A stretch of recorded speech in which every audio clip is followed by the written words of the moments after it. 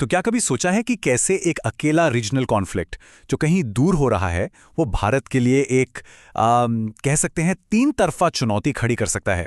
आज हम इसी को समझने वाले हैं बिल्कुल गहराई से।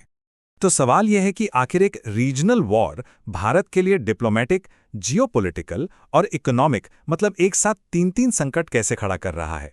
चलिए इसी को समझते हैं। तो चलिए सबसे पहले मोर्चे की बात करते हैं। देखिए ये सारा मामला शुरू हुआ ईरान से जुड़े एक डिप्लोमेटिक इंसिडेंट से। तो हुआ ये कि कुछ दिन पहले भारत में जो ईरानी एम्बेसी है उसने एक सोशल मीडिया पोस्ट किया।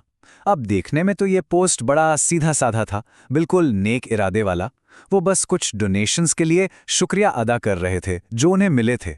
लेकिन दिलचस्प बात ये नहीं थी। दिलचस्प था उस पोस्ट में इस्तेमाल किए गए शब्द।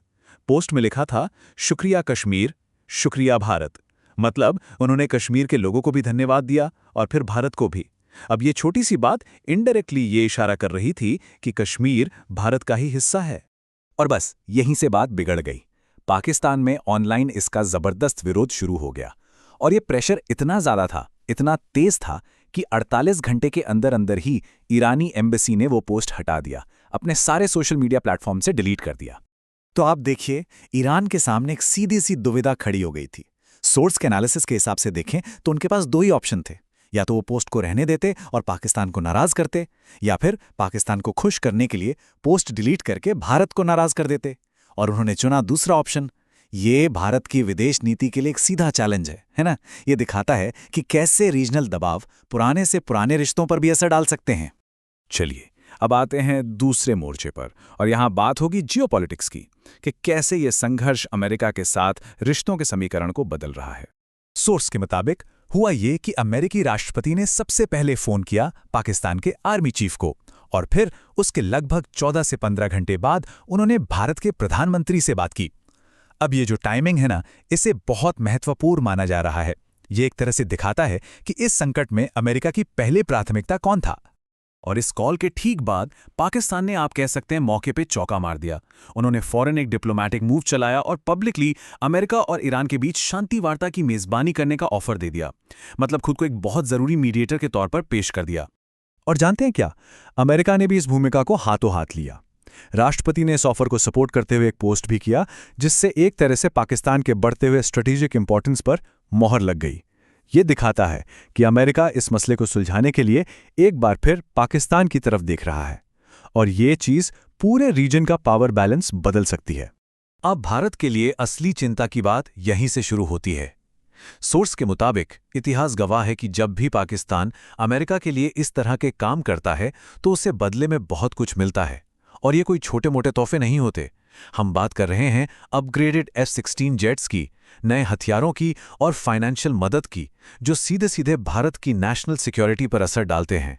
तो अब आते हैं तीसरे और शायद सबसे सीधे असर वाले मोर्चे पर, यानी हमारी अर्थव्यवस्था पर, कि इन सब इंटरनेशनल घटनाओं का भारत में एक आम इंसान की जेब पर आखिर क्या असर पड़ रहा है।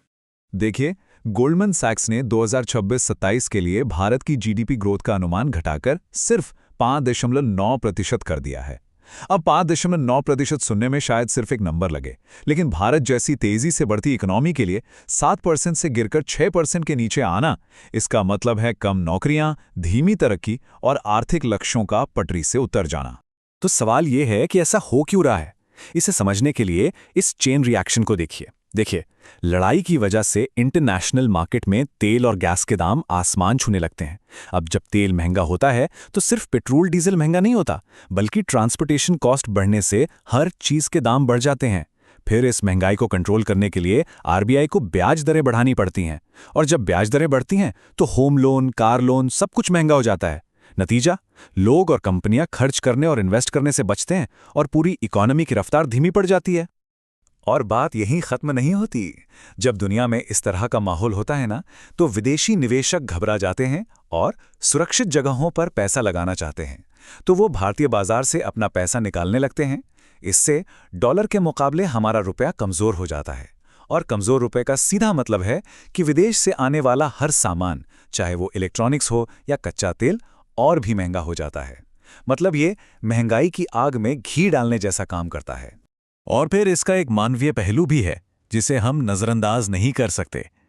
विदेश मंत्रालय के मुताबिक लड़ाई शुरू होने के बाद से अब तक 4,20,000 से भी ज्यादा भारतीय नागरिक मिडिल ईस्ट से वापस लौट चुके हैं। ये सिर्फ आंकड़े नहीं हैं, ये वो लोग हैं जिनकी नौकरियां चली गईं, जिनके परिवार उजड़ गए और जो अब देश में एक नई शुरुआत करने के लिए मजबूर हैं। तो जब हम इन सभी कड़ियों को एक साथ जोड़कर देखते हैं तो एक बहुत साफ तस्वीर सामने आती है। ये सिर्फ एक समस्या नहीं है, बल्कि ये 3 एक दूसरे से जुड़ी हुई चुनौतियां हैं जो एक दूसरे को और भी ज्यादा मुश्किल बना रही हैं। तो संक्षेप में कहें तो डिप्लोमेटिक मोर्चे पर ईरान के साथ हमारे रिश्तों में एक नई पेचीदगी आ गई है। जियोपॉलिटिकल लेवल पर अमेरिका का एक बार फिर पाकिस्तान पर निर्भर होना भारत के स्ट्रेटेजिक हितों के लिए एक खतरे की घंटी है, और आर्थिक तौर पर इन सब का सीधा असर हमारी ग्रोथ रेट और महंगाई पर पड़ रहा है। मतलब 3 बड़ी चुनौतियां, और इन सब की जड़ एक ही संघर्ष है। और ये सब हमें इस आखिरी और सबसे ज़रूरी सवाल पर ले आता है। इस तेज़ी से बदलते हुए ग्लोबल सिनेरियो में, जहां पुराने दोस्त अपनी प्राथमिकताएं बदल रहे हैं और नए समीकरण बन रहे हैं, भारत अपने राष्ट्रीय हितों को सुरक्षित रखने के लिए अपनी रणनीति में कैसे बदलाव लाएगा?